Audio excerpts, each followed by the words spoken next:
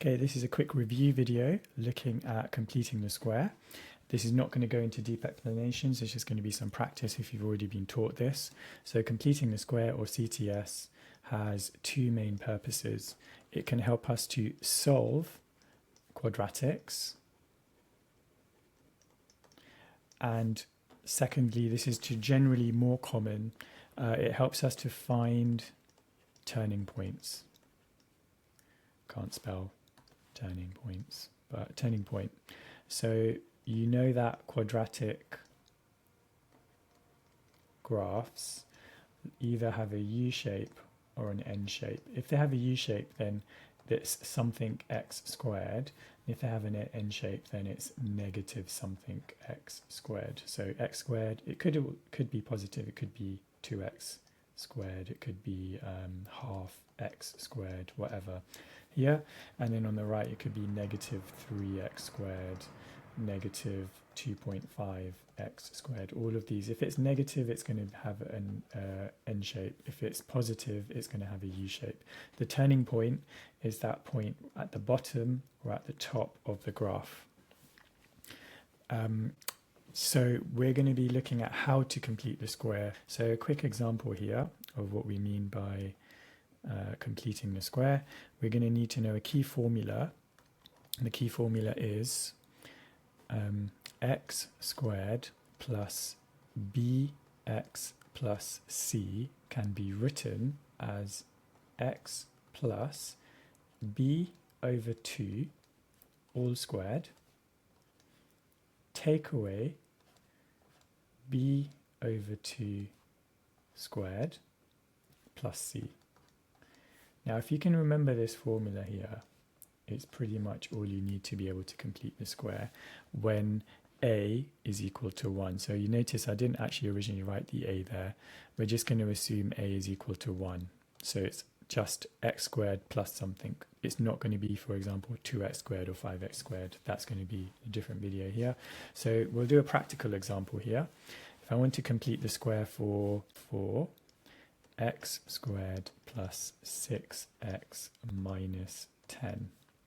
So first thing we want to do here is work out what b is and what c is. So b is equal to 6 and c is equal to negative 10. We don't have to worry about a because a is, we can write a is equal to 1 actually. I mean, it won't change anything here. When a is not 1, that's when it gets a bit harder. So we're just going to use this formula here, copying what I've written up there. So it's x plus, now b is 6. So 6 divided by 2 is 3, all squared. Take away, now b over 2 we've already worked out is whatever number is basically here. In this case it's 3, so it's take away 3 squared. And then we're just going to plus c. So the plus c thing is plus negative 10 or just take away 10. So this becomes y equals x plus 3 all squared minus 9 minus 10. And then you just tidy this up by combining these two terms. So x plus 3 all squared minus 19. This is now completed square form, and you should know that this thing here, which is in the green box, is exactly the same equation as this one, just written in a different way. So it's the same equation. If I expand this double bracket here and then I take away 19, I'm going to end up with this original equation. So we haven't solved anything yet, we've just written it in a different way. We've written it in completed square form. So let's extend this and just do the solving and the turning point. So if I was asked to solve this, there's a couple of things I can do here. So solve and turning point.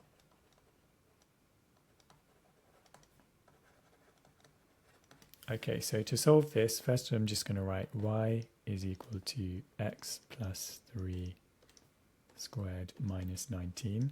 Now when we're solving quadratics, y has to equal 0 always.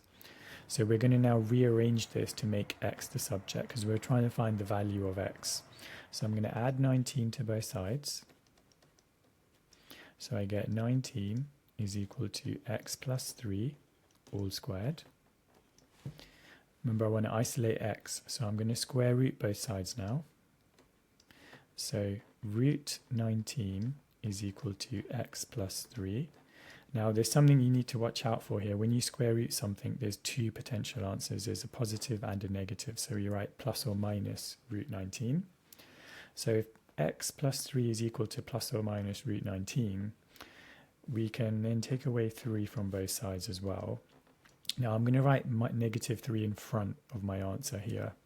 So you're going to see, if I just move this over, this is going to be written as negative 3 plus or minus root 19 is equal to x.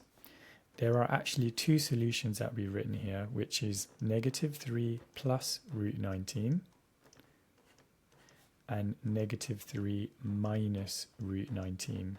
So if I were to use the quadratic formula with this quadratic, which we started off with up here, if I use a quadratic formula for that, I will end up with this answer here, but we've completed the square instead for it. And sometimes the question will ask you to complete the square, so it's a method that you have to know. You can't rely on the quadratic formula every time. Now for the turning point, I'm just going to rewrite the equation in completed square form. So we know that y is equal to x plus 3 all squared minus 19.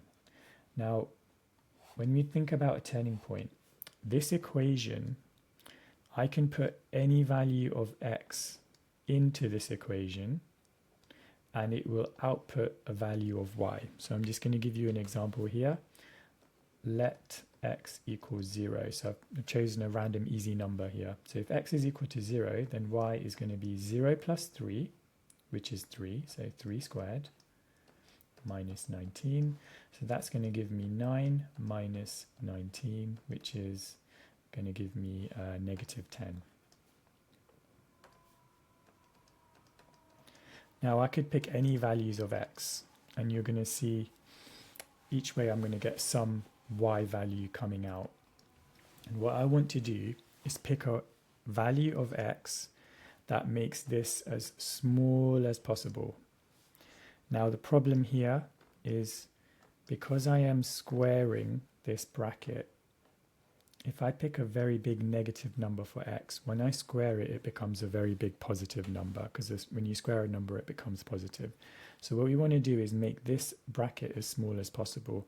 And the answer to this is just going to be let x equal negative 3. So whatever the other number is here, we just change the sign. So if x equals negative 3, well then you get 0, and 0 squared is 0. So when x equals negative 3, y becomes negative 19 because that just cancels out. So negative 3 plus 3 is 0, 0 squared is 0. So this tells us on the graph that point there, which is negative 3, negative 19, that's the coordinates of that point, is the minimum point of that curve. Those are the two main reasons of completing the square: to solve and to find turning points. So you're going to need to practice this a bit more. In terms of where this topic goes, you may find harder questions where, for example, you get 3x squared plus 5x minus 10. And to complete the square for this, that 3 makes it harder. You have to take the 3 out as a factor. Then you complete the square for what's left over, and then you can work out turning points, etc. So there'll be more of that in another practice video, but this is just a quick overview of what the point of completing the square is.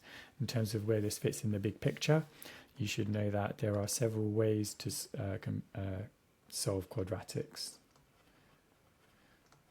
So the first way is to factorize, if possible. you can use the formula, which is minus b plus or minus square root of b squared minus 4ac over 2a. You can complete the square, so CTS, which is what we've just done here, and you can also use a graph. When we're solving a quadratic, we are finding where it crosses the x-axis, or where, in other words, where y is equal to 0. So that's what we did here. Those are the x coordinates.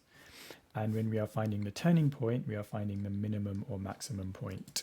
All right, hope that was useful. There'll be more on this later on.